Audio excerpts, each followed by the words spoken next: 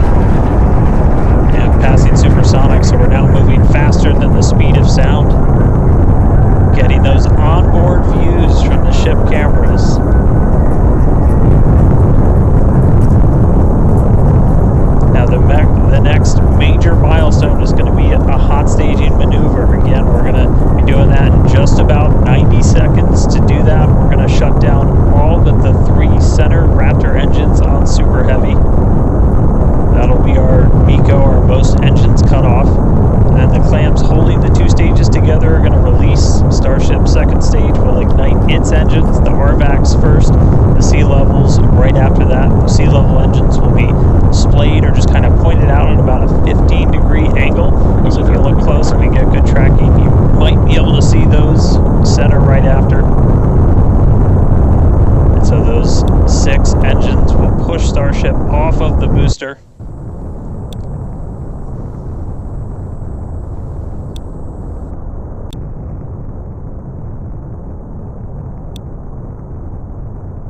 And a splashdown in the Gulf of Mexico.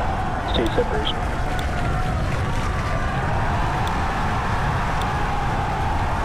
Boost back startup.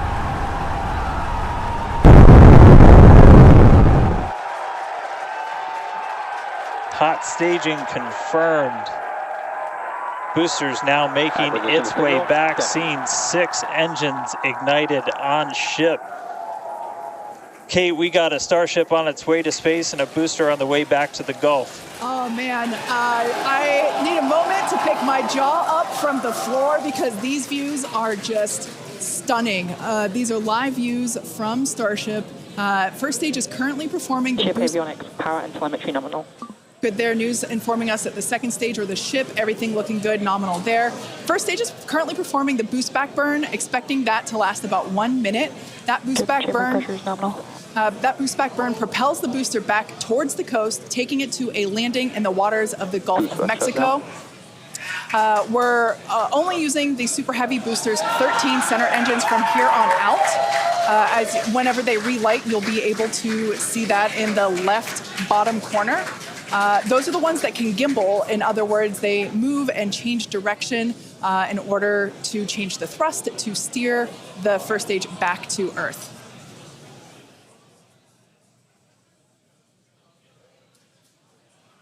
Wow, these are just incredible views coming to us.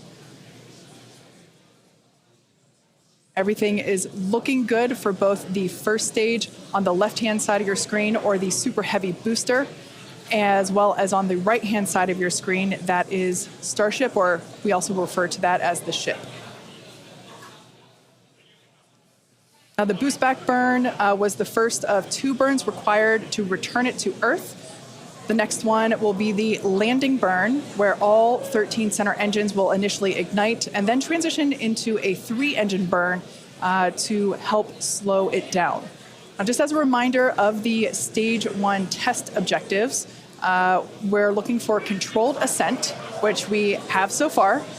Stage separation, which gorgeous. We cruised right through it, as well as on a nominal trajectory. Booster. You can see the grid fins rotating. Those hypersonic grid fins are guiding us through the atmosphere back towards our splashdown site. Again, we're going for a for a splashdown, a soft splashdown. So for landing burn, we're going to expect to see the 13 center engines light, rapidly bring down the booster's velocity, and acquisition of signal. We'll see if we can get some other video of that. Now, this is a test objective today. It is still something that we're attempting to learn. And to make it that far, to demonstrate the controlled re-entry up to that point is pretty darn good. it has. Starship engine cut off. There we go.